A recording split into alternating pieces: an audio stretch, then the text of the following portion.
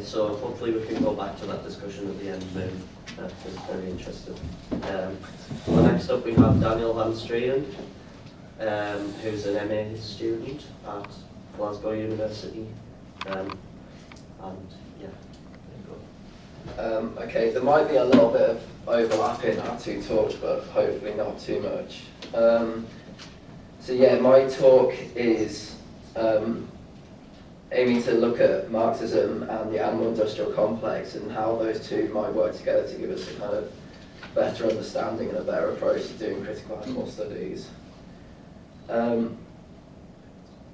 want to specifically talk about the concept of an animal-industrial complex and how I feel it is a valuable conceptual tool for critical animal studies, and one that might benefit from the use of Marxist approaches to analysing capitalism. Finally, I want to talk about my current dissertation research to offer an example of using the animal-industrial complex framework. Okay, the discussion of the links between animals and capitalism is a long-standing one.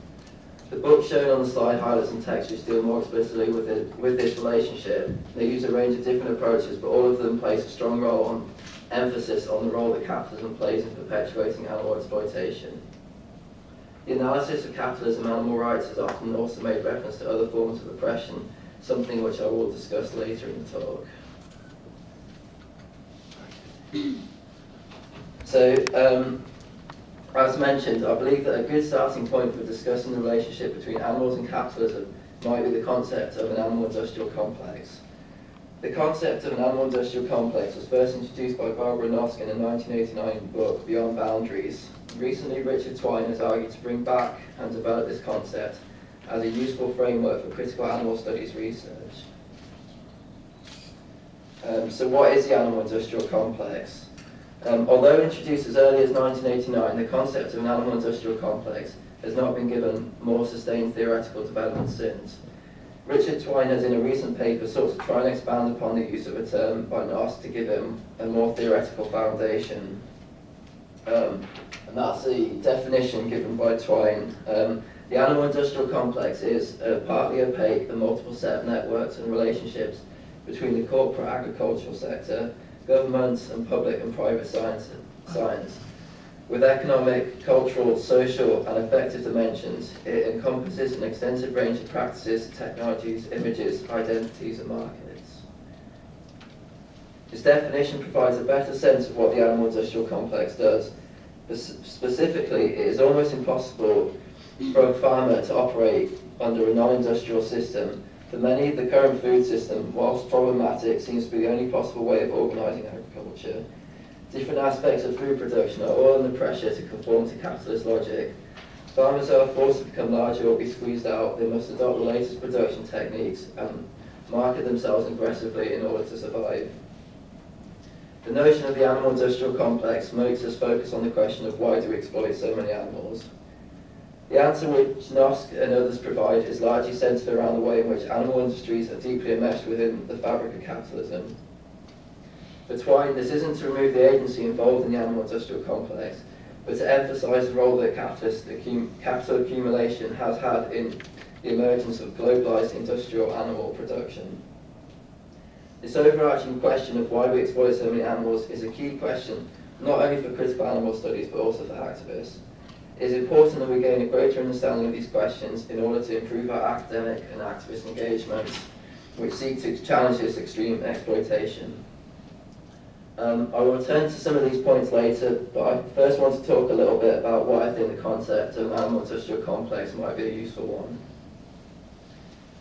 Firstly, the idea of an animal-industrial complex contains the possibility for multiple levels of analysis, including economic, cultural, social, and affective dimensions. These multiple levels are not separate, but function together and are actively manipulated. For example, the role of advertising creating desire for certain products, or the ability for animal industries to influence government nutrition advice, all work together towards increased profit for animal industries and to normalise the huge and growing level of animal exploitation currently taking place. By viewing these multiple aspects as part of a larger framework, we see specific forms of animal exploitation, not in isolation, but as part of a wider system in which animals are enmeshed. Intersectionality.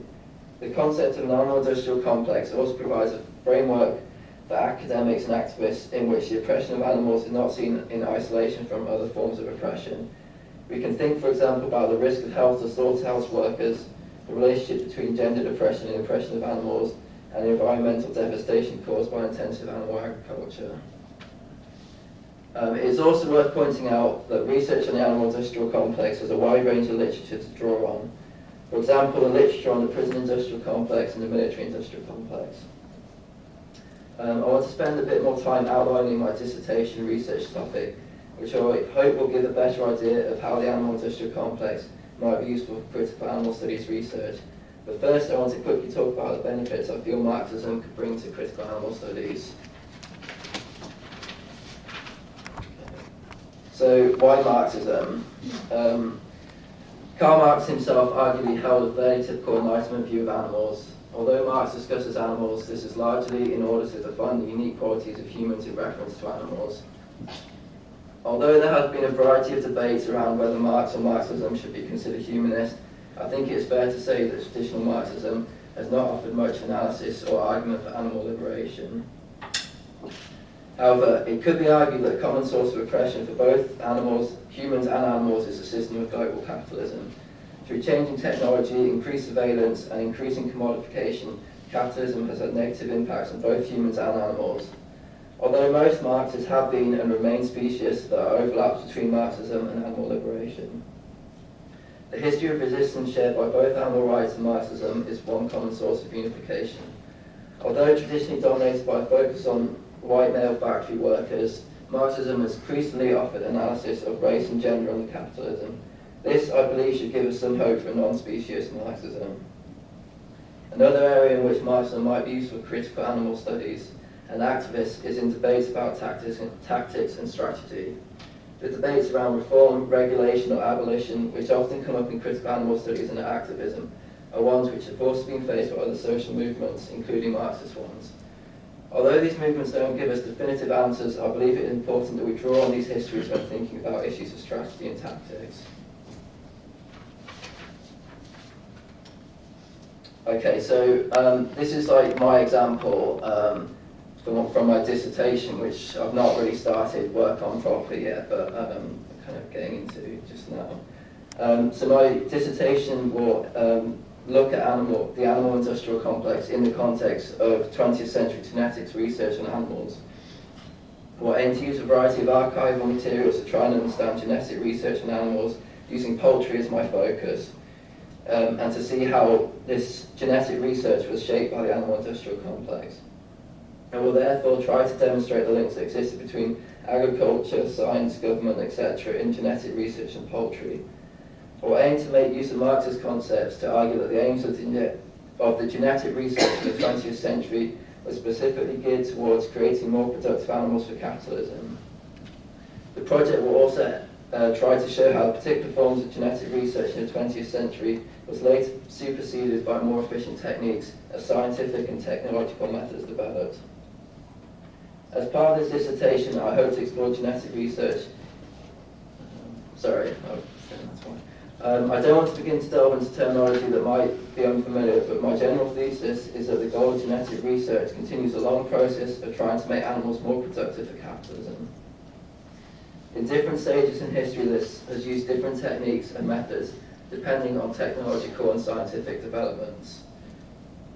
Since the early history of animal agriculture, there have been attempts made through breeding to modify animals so that they are more productive for human purposes. During the 20th century, a specific form of capitalism technology attempted to do this through genetic research. Later developments in technology have meant that this has been superseded by biotechnology as a dominant method of modifying animals in order to make them more productive for capitalism. These different technologies all however share an underlying capitalist logic, which seeks to standardize animal bodies, increase growth rates, and create animals which serve as better commodities for agriculture.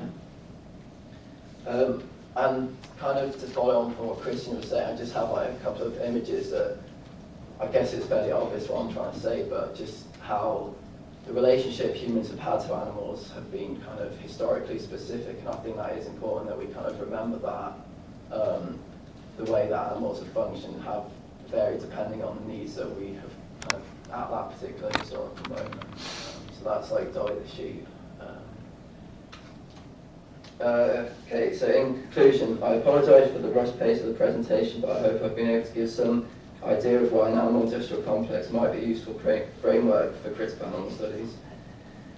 I want to briefly finish by talking about how this concept might also be useful for activists. I believe that by seeing animal industries as part of a larger global framework, we get a better understanding of the logic under which they operate. Rather than seeing animal exploitation in only moral terms, we should also see the economic rationality that drives animal exploitation. This is not to suggest there is no moral ideological components to animal exploitation, but that these shouldn't be seen in isolation from the economic aspects of animal use. By gaining a better understanding of the economic background behind animal exploitation, we can better understand how to challenge this exploitation. Through learning from other social and liberation movements and trying to build links with these movements, I believe that animal activists will be more successful in their aims to end animal exploitation.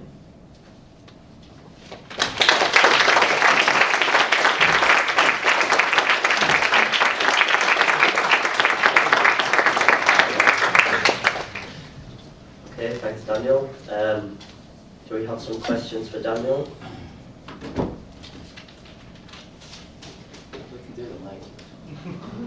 Anyone got anything they want to comment or? Okay, two at once. I saw you first. So. I would kind of think that a lot of animal advocates are not naive to the economic influences of animal industries. It's often said, yeah, but it's about making money. And obviously, that capitalism will come into that, because that's what people also assume, capitalism is all about making money. So I do think that people who maybe haven't looked into it to the depth that you guys have for your studies, but I think that there is that general opinion, if maybe not completely backed by knowledge, but that the economy is economic use of animals is a lot that drives that. It's not just about a moral challenge. There's that we know that there are those two things there. So I'm kind of interested in it's almost like suggesting Marxism is going to be a different way, a different structure. So therefore, there's going to be no economic. Sorry, it's not my kind of subject. I find it hard to describe, but there's going to be no economic drive behind that. But I think maybe it's still going to be, because when, as you said, Marxism was an animal advocate. So when you were saying about having this is the way we should be in society, there still would have been animal exploitation. So I do think, yeah, we recognise it's an economic struggle. I think we do that already, but the moral one is still really important. No, I agree with you. Like in terms of, I guess in some ways my talk was aimed more towards like critical animal studies as a discipline, which I see as having less of a kind of analysis of capitalism. And like the reason that I would want to use Marxism is like, I think despite like problems that have like emerged out of kind of Marxist movements and all those kind of issues, I think like Marxism still offers like really good analysis of capitalism. And I think that's like really essential to also not only looking at how animals are kind of enmeshed in capitalism, but also how we can, as activists and academics, kind of seek to challenge that in a kind of in the best way, I guess, that uses kind of both the moral and economic aspects of that.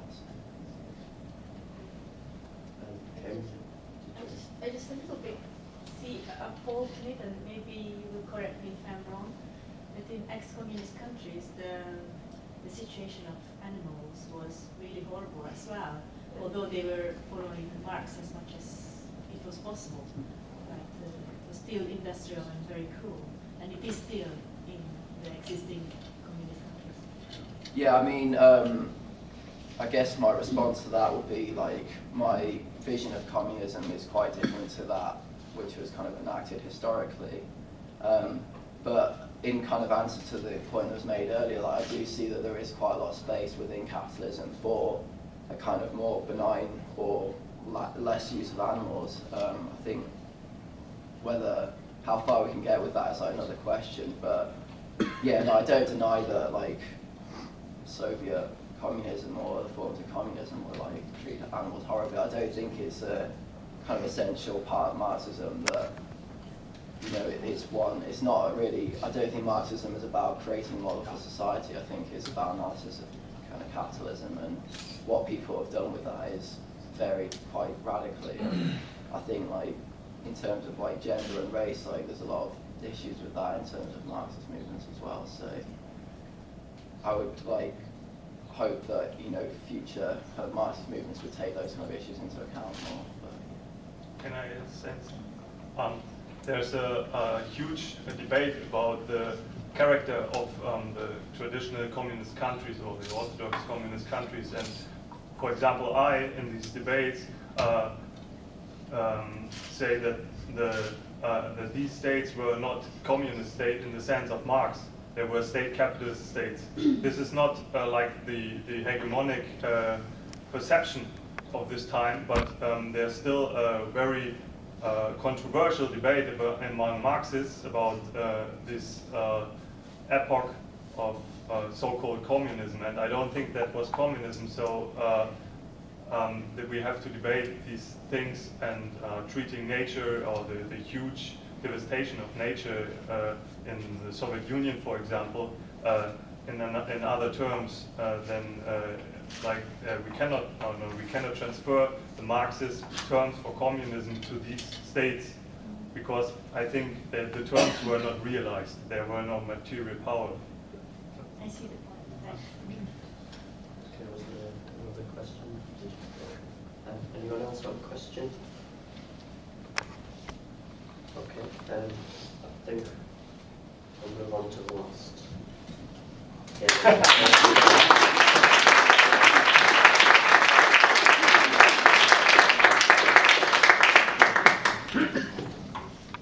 Okay, so next up, we've got Oscar Horta from the University of Santiago in Spain. Thanks. Well, first of all, I want to say thanks for. I want to thank a hell of a lot of people. I want to thank the organizers of this conference. I want to thank them and congratulate them for the great job. I mean, this has been a terrific event, so thank you. I want to thank also the people from Animal Equality, who were the ones who encouraged me to come here. That doesn't mean that all I'm going to say is something they will agree with, but still, I got the support to come here, so thank you. And I want to thank you, because, you know, this is the last talk, and you've been resisting here. So, so thank you, because you could be whatever. So thanks. And yeah, so now that I'm sympathetic to you, because I said thanks, I'm gonna get it. So there's a rat there. You will understand later what's this rat doing in this talk.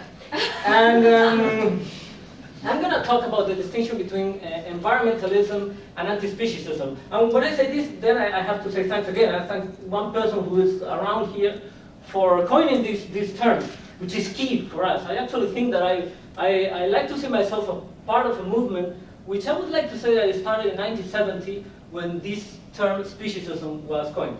So thanks. Throughout my presentation, I'm gonna highlight some contrast, to say it mildly, between environmentalism and anti-speciesism. And I will start with a general distinction, like with the bigger picture. And the bigger picture is the one between how environmentalists and anti-speciesists see things. So the environmentalist view basically claimed that we have some kind of environment that surrounds us. Sometimes it's called nature, and we should somehow take care of it. And animals are part of that surroundings, right? The anti-speciesist view defends something that is completely different from this. What anti-speciesist view defends is that animals aren't part of that surrounding. Animals are with us. They are individual like us. Animals are us. Because when we are going to define ourselves, defining ourselves as humans is probably not the most relevant feature. We should rather define ourselves as sentient beings. That's the key distinction there, right? So out of this distinction, other oppositions appear. So the first one has to do with the underlying philosophy. So for anti-speciesists, the key idea here is that we should consider those entities that are sentient, right? Those entities that are conscious, that are aware of what happens to them. Those entities that can feel suffering, can feel joy, you know. But environmentalists defend different alternatives to moral consideration. One of them is biocentrism. According to biocentrism, the key criterion is not being sentient, but rather being alive, right? So a plant is alive, not sentient. A bacteria is alive, not sentient. They should be considered. Another approach within environmentalism is ecocentrism, or holism, if you want a broader characterization, according to which not individuals, but biotic communities are morally considerable. Well, it's very controversial that we can use the term community here, you know. It's somehow weird to think that a tiger that is eating some animal, like a seal, for instance, they are part of a community. Just as we don't say that in a battlefield there is a community of soldiers killing each other. Well, anyway, they defend this. So the thing is that out of this there come some practical oppositions. Well, the first one is what we could call green animal exploitation. If you believe that what anti-speciesists claim is not really right, then you are up to accepting things such as, for instance, the view that domestic animals are radically different from animals in nature. So, according to environmentalists, we have certain reasons to care in certain ways for animals in nature, but domestic animals are a completely different affair. So, as long as it's not environmentally damaging, exploiting animals may be okay, or actually may be something that we should promote. So this is the first opposition. The second opposition, and this opposition is twofold, has to do with the disregard for the suffering and the death of animals in nature. And this can take two forms. The first one is the one that we may call, the one that is best represented by environmentalist killings, or killing, you know. So when it's better for maintaining, you know, the environmentalist balance, if it's fit to kill some animals because maybe they are overgrazing or doing whatever, then it's fine to do it. Why? Well, because who cares for them? I mean, we should care for the environment. Or because, well, you know, this deer is eating these plants also have the right to life, you know? So this is the first opposition there. And the second opposition there has to do with improving the lives of animals or helping them. This is seen by environmentalists as non-natural and as something that we shouldn't do. But as I will defend later, and this is very controversial, but I'm going to appeal to your open minds to think about it. I think that there are many situations in nature in which we could help animals without causing greater damage, and it would be perfectly right from a non-speciesist viewpoint to do so. Right. So now, before I get into that, I want to come back a bit and talk about this alternative to the consideration of sentiency, and talk about why, from an anti-speciesist viewpoint, we should reject it. So I'm going to take a look at some consequences that appear if we accept this environmentalist view. The first one is, suppose we accept biocentrism. What happens is that if we accept that, we would then think that what matters to us is the fact of merely being alive. But it doesn't seem to be so. I mean, it's the ability to enjoy that makes our lives valuable. So, for instance, when people, I mean, suppose that you end up, you have an accident and you end up in coma, irreversible coma, you will never wake up from that state. Well, most people say, well, I don't mind, just switch the machine off. Why? Because, well, I'm still alive, but who cares? I mean, I'm not going to be able to get anything from the good things that life can bring to me. So this clearly contradicts what biocentrism claims. Second point is that if, well, the same happens in the case of biotic organization, right?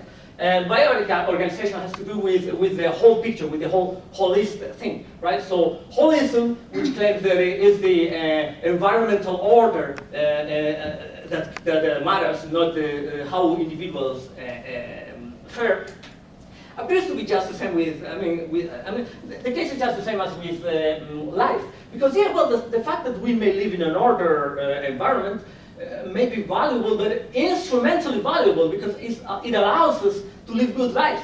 But it's not valuable in itself. If maintaining that balance means that we are going to suffer and die prematurely, then it seems clearly that that isn't desirable.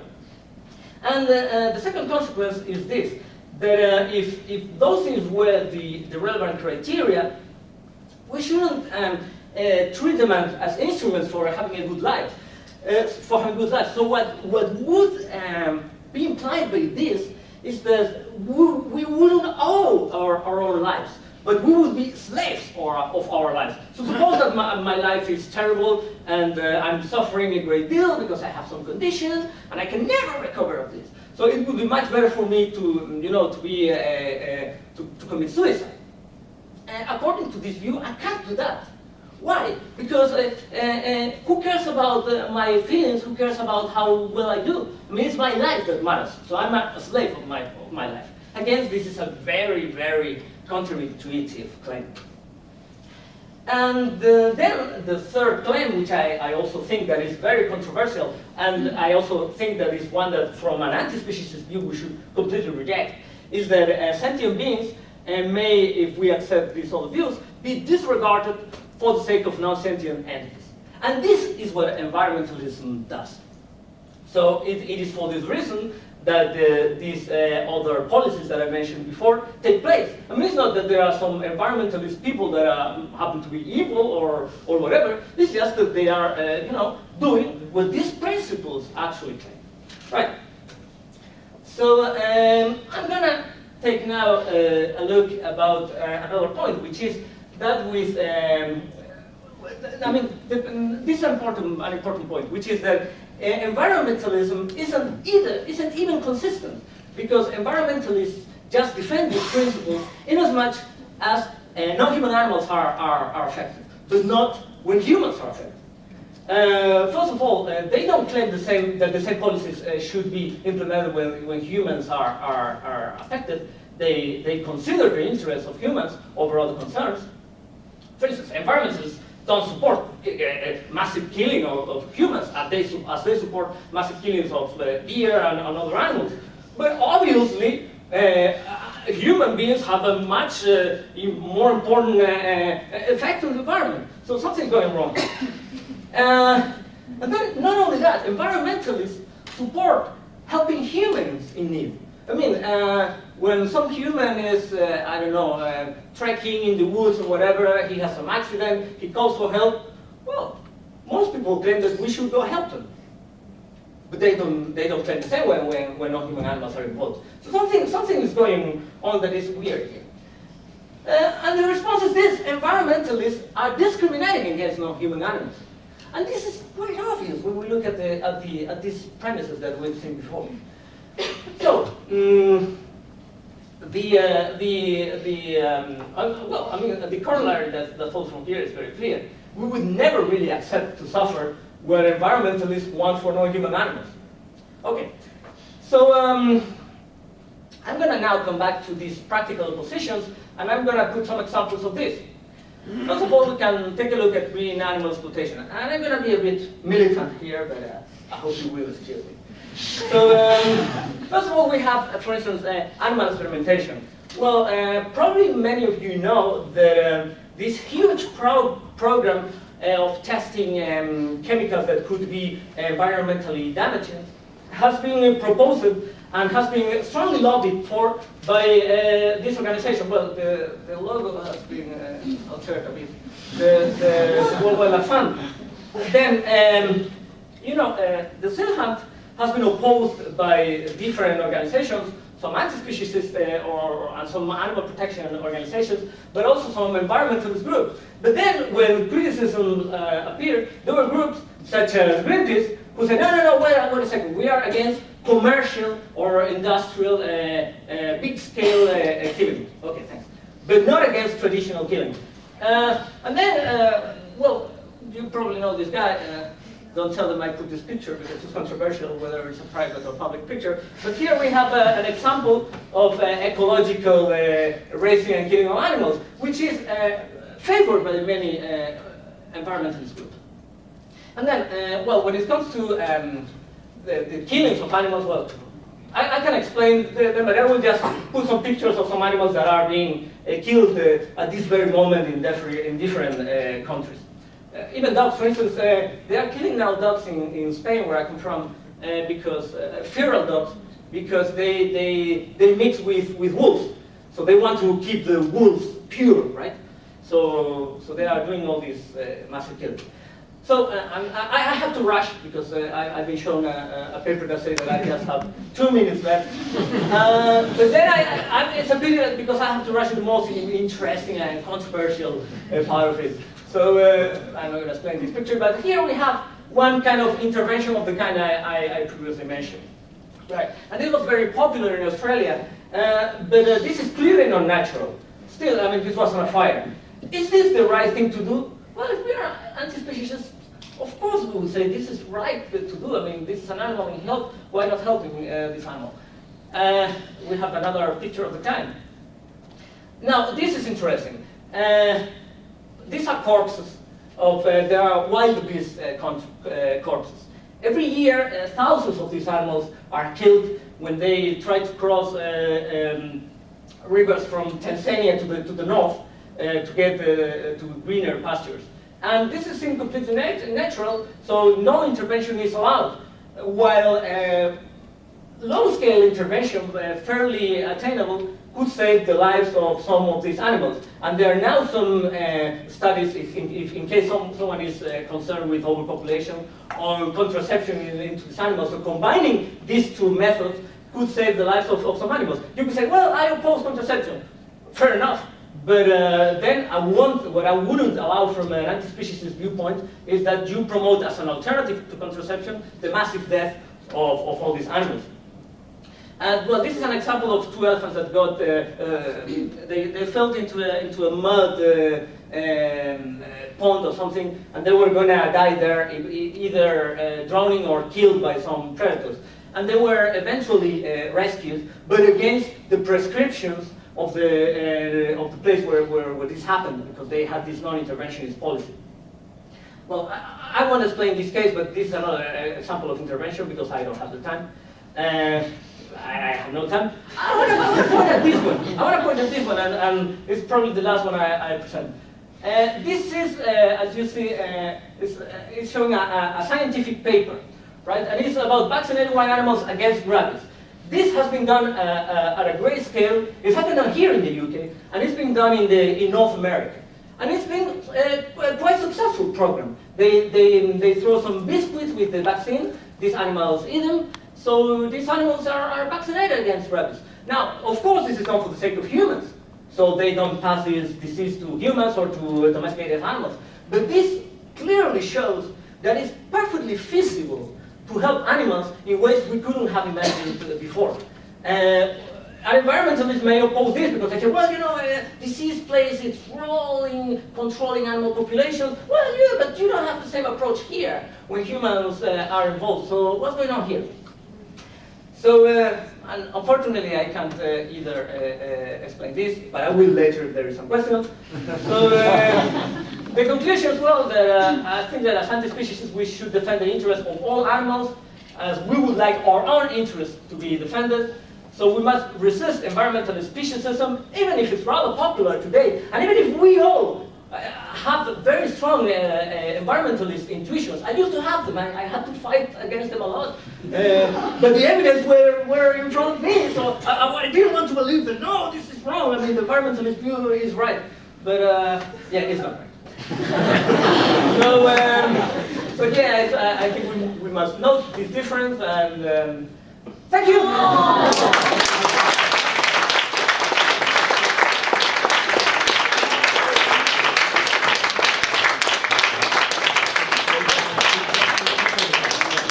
Okay, thanks. Oscar, have we got any questions? One there. Yes, would you explain us about the photo? That was And because she wanted to ask the same question. Which then, the pictures that remain? well, actually, there were 2 photos that you haven't had the chance, the goodall, and the other one was, I don't know, fish? Yeah, there were fish. Yeah. Okay, first with the goodall thing. Well, you all know about Jane Goodall, and Jane Goodall was strongly criticized because when she and her team started to do these studies, they soon realized the many ways in which the chimpanzees were suffering. So, for instance, at the moment she was there was this polio disease, this polio epidemic. So, this made these animals starve because they couldn't use their arms to feed themselves. So they started feeding these animals, and eventually they started to vaccinate these animals. So they would put this vaccine on some bananas they were distributing. And also they were protecting some animals against the aggressions that were suffering from others. So for instance, chimpanzees are social animals, and sometimes they get neurotic. I mean, this happens, we know, in our own group, right? So some of them were I mean, she actually names this case of these two adult chimpanzees who were killing and eating the younglings. So they were actually defending these animals and saving their lives. So this was strongly criticized by other scientists who were saying, "Oh, yeah, this is intervention, this is unacceptable." And I wonder whether they would say the same thing if instead of being a primatologist, she were an anthropologist and she was studying some community in the Amazon jungle or whatever. So that was the first picture. And the second picture, this much more problematic issue. And it's this, many people think that what I've said may be flawed, because this kind of interventions to help animals, they are unscientific. And the thing is that this is very interesting because nowadays what happens is that biological expertise and expertise on population dynamics in the wild and so on is identified with environmentalist view. So I think that we who defend anti-speciesist view should study more about this, right? And in which way is this related to the picture? The picture, I don't remember which was the number, so I will come back like this. If you excuse me. These are fish or fishes, which is an anti-speciesist term, that have come to life. So what happens is that population dynamics show something that rebuts the environmentalist view that life in nature is absolutely fantastic. And this is something that is really hard to swallow. But the reality is that this isn't so, and this picture shows why. Animals usually, with some exceptions like primates or some herbivores, animals usually follow a reproductive strategy that's called R selection. And it consists in bringing to life a huge amount of individuals, laying like millions of eggs. For instance, fish may lay 9 million eggs, hundreds of millions of eggs. I mean, some fish lays 300 million eggs, and the cod lays 9 million eggs. And what happens is that, if these animals survive, all of a sudden there will be a complete overpopulation of animals all around. So this doesn't happen. What happens is that, on average, 2 of these animals survive. So you see here maybe some, not even some hundreds, maybe some dozens of animals. So multiply this per some hundreds or some thousands. All of them will die when they are sentient. Just a couple of them will live. So where do I want to get from this? And that this claim that intervening in nature or helping animals in nature is wrong because we're going to share some fantastic scenario isn't really so. I mean, life in nature is terrible for many animals. And I'm not claiming that we can all of a sudden solve the thing. We probably can't. But there are some situations in which we can. So why not? Oh, because we're going to destroy the whole ecosystem? Of course not. But anyway, I mean, as I say, I'm not really presenting a very ambitious case for massive intervention. I'm just happy to claim that the environmentalist view is hardly acceptable from an anti-speciesist viewpoint. So that's it. Thank you very much. Do we have another? Sorry, just. Over there. Oh, okay. Yeah. Yeah. Okay. Is this the environmentalist view, or is this the environmentalist view of a, let's say, big NGO companies like Greenpeace or the WWF? Well, if you look at the literature in environmental ethics and politics, I mean, it's pretty much the view that almost everyone assumes. And if you look not just at big organizations, but small organizations, they tend to have the same view. So if we look at the theory, I just know of one theorist who rejects this, which is this Finnish environmentalist, Pentti Linkola, who claims that AIDS is great because it ends up with humans, and humans are bad for environment, and who claimed that the World War II was excellent, and the killing of the Jews was excellent because in this way less humans exist and less humans destroy nature. And this, but it's the only theorists I know who hold this view. The rest of them accept that humans should be seriously taken into account, and the animals or non-human animals shouldn't. And when it comes to actual to actual activism, for instance, I can put an example of this. Now in Spain, there's been this huge debate regarding so-called invasive species. And there was this manifesto signed by most of the animal defense organizations. Not just those who are concerned with the species, that are concerned with the speciesism, but also others who have a less anti-speciesist approach, right? So, I mean, it was basically the voice of the movement, so-called, right? And it was clearly in opposition to this massive killing that are being run against. And what happened was that the environmentalists created their own manifesto, together with fishers groups. And I'm not just talking about Greenpeace, which was there, and, or the WWF, which was there. Also, for instance, Ecologistas en Acción, which is something like active ecologists or whatever, which has is a grassroots organization. They were all supporting this. I mean, grassroots organizations were for it, and they were trying to, you know, make appear our view as crazy and as stupid. So I really think that what I said can apply in general to the environmentalist movement. But all the principles, or just like that they are, they have species standpoints. But you mentioned more than just this.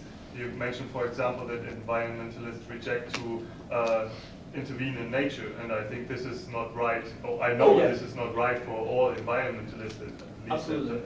If I take into account those who I know, but the species standpoint, okay, this is a thing I don't know exactly, but I assume that you're correct.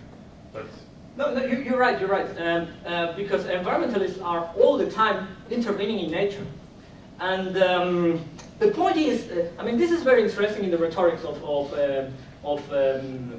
environmentalists, which is this: they claim when you say, okay, what if we help these animals? They say, no, that will disrupt.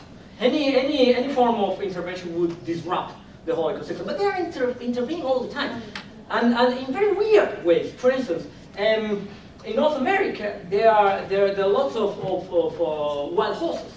So they are either killing them or capturing them. And they say no, because they're disrupting the environment. Because there weren't horses before. But these horses have clearly adapted to the ecosystem. But they claim, no, they weren't here before, we want to restore the previously existing ecosystem.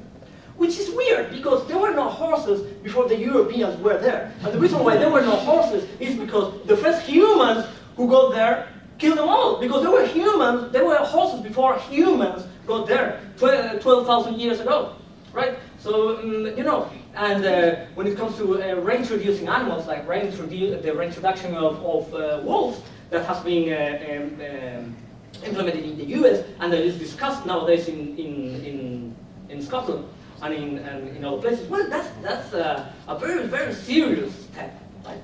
That's a massive intervention. Even if they are just some animals, you know, because they are so influential, that's a massive intervention. But, you know, it's acceptable because it's an intervention that is motivated by environmentalist principles, Whereas when you say, okay, what about introducing some, what about feeding these animals because they're having this shortage or this whatever, this especially harsh winter, and these deer are starving in this natural park. No, we shouldn't do this. Which is interesting because then there are other natural parks in which they are actually feeding the animals because they want the animals to be there because they are very representative of this area and they want the visitors of that park to watch the animals. So there are lots of contradictions there. Yeah, but this is double standard, right? Yeah. And of course I agree that when it comes to intervention we really have to know very, very well what we are doing. But we should, we should be really wary regarding this, but in all cases, but they aren't when it comes to this kind of interventions I just mentioned.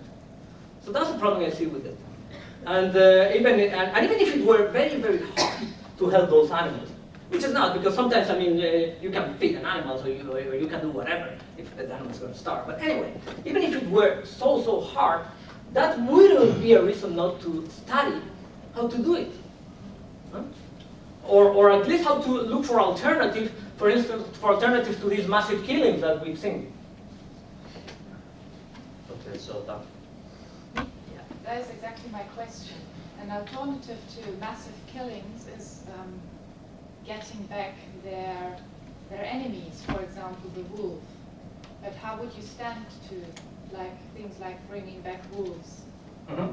Yeah, okay. Well, first of all, bringing the reintroduction of wolves, I think is quite harmful. And the first victims of this are the wolves, because the wolves have to be captured somewhere. A community of wolves have to be disrupted.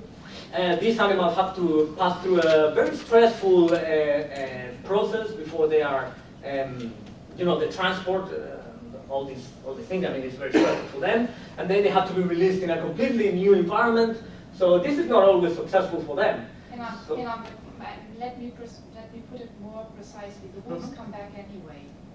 There's just the questions: do we let them come back? For example, in Germany, they come back in Poland, they come back in Hungary. So my question is, do we let them come back? Is that the way you would accept? Well, that question is much harder because that has to do with how we see predation, and that's a very controversial issue that is being discussed in the literature, and it would really, we would need an extra hour to discuss it, right? But regardless of the position we take on that count, a completely different thing is reintroducing animals, or maybe not a completely different thing. Yeah, but that's the question I was putting. Okay, so you want to deal with whether we let them or not. Yeah. Whether we let them in or not. Well, I don't know. Depends on. As I said, the issue of predation is a very controversial one. I don't think. Many people think predation is great. And the fact that some animals kill others is great, and the fact that parasitism may be seen as great too. I don't think it is. I think it's a pity that some animals die and suffer, and I hope things weren't so. But as I said, this is a very, very controversial issue. So, I will. I really want to know, what is the solution? Would you rather have them shot, or would you rather let them in? I don't know. I don't think that would be acceptable, so I would, before I mentioned this issue of contraception, right? So many people who are concerned with animals think that this is crazy and this is terrible for the animals, and so I don't know if it is, but I always prefer that to killing the animals, absolutely. And I know that there are some controversies going on with PCP, it's this porcina peluda, it's the contraceptive that is being experimented on to reduce the animal population, deer population, and animals. And for instance, there are some problems in Kruger National Park in Africa with contraception for lions and all that. So. Because I know what the alternative in real life is, which is killing their animals, I'm sympathetic to those efforts. Because one thing is ideal theory. So in ideal theory, I could claim that it is better if we use contraception rather than if those animals all of a sudden kill many other herbivores. I don't know, in ideal theory. But if we set aside ideal theory, in real world, the alternative to that, the policies that will be implemented are those that entail killing those animals. So for this reason, I am sympathetic for the contraception alternative. Completely with you, but would that mean we have rather contraception for rats apart from helping the foxes in the cities, for example? I mean, to get away from the wolves. Yeah, I mean, why not? I mean, it is feasible, by the way. I mean, if they have, well, they haven't finished with rabbits, but if they've you know, isolated so much in the wild in North America, but with these vaccines against rabbits, well, it's perfectly feasible also to develop this biscuits with contraception. But still, I mean, this drives us to science fiction scenario or very far in the future scenario. So if you ask me my opinion about this, do you think this is fine? Well, that would be excellent. That would be excellent that animals aren't killed because there is this alternative. While this doesn't happen, well, I would favor those policies that are better for animals because maybe this never ends up happening. You know, and one thing, as I said before, one thing is ideal theory, and the other thing is real world, and I prefer to stick to real world. And the examples of interventions that I defended are very much real worldish. So yeah, I just want to say that yeah, in ideal theory that would be a good, you know, a good ideal maybe. But in real world, we should try to develop feasible alternatives for today. Still, I think that feasible alternatives for today can be developed that further the ideals of an anti-speciesist view rather than the environmentalist ones. Okay, so we're going to have to end it there. Well, there's tea and coffee in the room, and can we thank our speakers once again?